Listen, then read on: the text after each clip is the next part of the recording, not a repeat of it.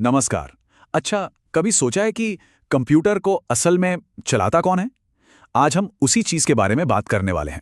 उसकी आत्मा, मतलब ऑपरेटिंग सिस्टम। और हाँ, घबराने की कोई बात नहीं। ये सुनने में जितना टेक्निकल लगता है ना, उतना है नहीं, बहुत आसान है। तो चलिए सीधे मुद्दे पे आते हैं। एक पल के लिए सोचकर देखिए कि एक एकदम नया चमचमाता हुआ लैपटॉप है, लेकिन उसमें कोई ऑपरेटिंग सिस्टम ही नहीं है। तो फिर वो क्या हुआ? क्या है वो असल में? हाँ, बिल्कुल यही।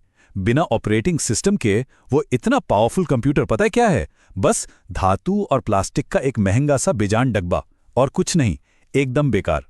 अब देखिए, ऑपरेटिंग सिस्टम को समझने का सबसे बढ़िया तरीका क्या है? उसे एक स्कूल के प्रिंसिपल की तरह सोचिए, है ना मजेदार?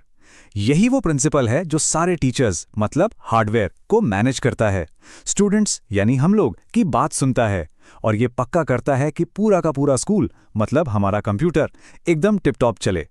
तो सवाल ये है कि ये प्रिंसिपल आखिर करता क्या है? क्या हैं इसकी जिम्मेदारियां?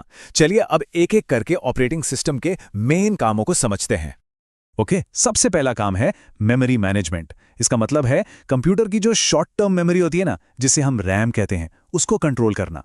अब स्कूल वाले उदाहरण से समझें तो ये कुछ ऐसा है जैसे प्रिंसिपल तय कर रहा हो कि किस क्लास को कौन सी किताबें या प्रोजेक्टर कब और कितनी देर के लिए मिलेंगी। सब कुछ मैनेज करना। अच्छा, दूसरा काम है फाइल मैनेजमेंट, मतलब सारी फाइलों और फोल्डर्स को एकदम सलीके से जमा कर रखना। ये बिल्कुल वैसा ही है जैसे प्रिंसिपल का ऑफिस होता है, जहां हर स्टूडेंट का रिकॉर्ड और स्कूल के सारे जरूरी कागज पत्र एकदम संभाल कर रखे जाते हैं। फिर आता है device management, printer, mouse, keyboard, ये जितनी भी चीजें कंप्यूटर से जुड़ी हैं, इन सबको ऑपरेटिंग सिस्टम ही चलाता है। मतलब ये भी प्रिंसिपल की ही जिम्मेदारी हुई ना, कि स्कूल की घंटी से लेकर कंप्यूटर लैब तक हर चीज ठीक से काम करे। और हाँ, सिक्योरिटी, इसे कैसे भूल सकते हैं भला? यही तो है जो कंप्यूटर को पासवर्ड और वायरस जैसे खतरों से बचाता है। ठीक वैसे ही जैसे एक अच्छा प्रिंसिपल क्या करता है, गार्ड्स रखता है, नियम कानून बनाता है ताकि पूरा स्कूल सेफ रहे। यूजर इंटरफेस ये क्या है? अरे भाई, स्क्रीन पर जो भी कुछ दिखता है ना, सारे आइकॉन्स, मेन्यू, सब कुछ, वो ऑपरेटिंग सिस्टम ही तो बनाता है। ये समझ लीजिए कि ये प्रिंसिपल का स्टूडेंट्स और टीचर से बात करने का तरीका है, जिससे स्कूल में सब कुछ समझना और इस्तेमाल करना आसान हो जाता है। और आखिर में मल्टीटास्किंग, मतलब एक ही टाइम पर गाने भी सुनना, अपना काम भी करना और इंटरनेट भी चलाना। ये सब कैसे होता है? ऑपरेटिंग सिस्टम की वजह से। ये तो बिल्कुल वैसा ही हुआ जैसे कोई प्रिंसिपल एक साथ कितने सारे काम करता है, पेरेंट्स से भी बात कर रहा है, स्टाफ को भी देख रहा है और क्लास में भी चक्कर लगा रहा है। तो चलिए अब दुनिया के सबसे फेमस प्रिंसिपल से मिलते हैं।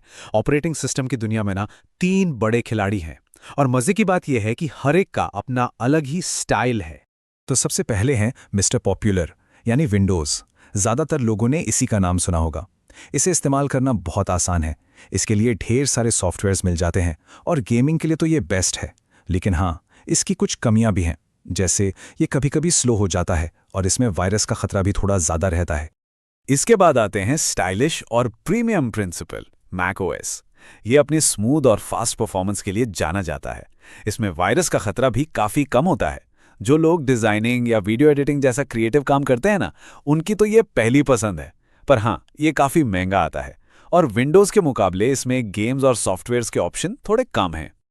और तीसरे हैं हमारे टेक्निकल गुरु लिनक्स। सबसे बड़ी बात, ये एकदम फ्री है, बहुत ज़्यादा सिक्योर है, और प्रोग्रामर्स और जो लोग सर्वर्स मैनेज करते हैं उनका तो ये फेवरेट है।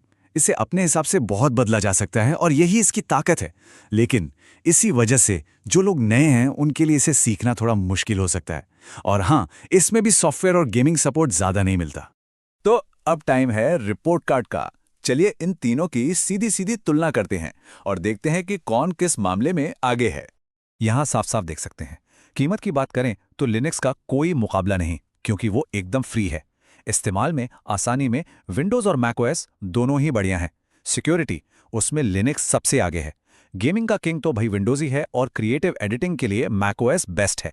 और अगर कोडिंग प्रोग्रामिंग करनी है तो लिनक्स से बेहतर कुछ नहीं। तो मतलब बात सीधी सी है, हर किसी की अपनी अपनी खासियत है।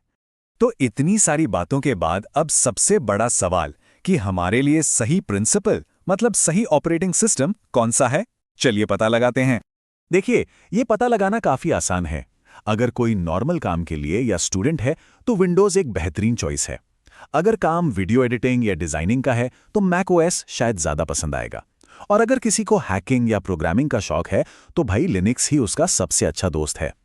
और हाँ, एक बात और, अगर बजट की दिक्कत है तो लिनक्स तो है ही, क्योंकि वो एकदम मुफ्त है। एक मिनट, फोन का क्या? पता है, ये प्रिंसिपल वाला फंडा तो हमारे फोन पर भी लागू होता है। ज्यादातर फोन्स में गूगल का एंड्रॉयड होता है, आईफोन में एप्पल का अपना iOS है, और अब तो हुआवे के फोन्स में उनका खुद का हार्मनी ओएस भी आने लगा है। तो आज की इस पूरी बातचीत के बाद एक सवाल तो बनता है कि हम लोग कौन सा ऑपरेटिंग सिस्टम इस्तेमाल करते हैं और क्यों? क्या वो हमारे लिए सही प्रिंसिपल है? इस पर सोचिएगा जरूर।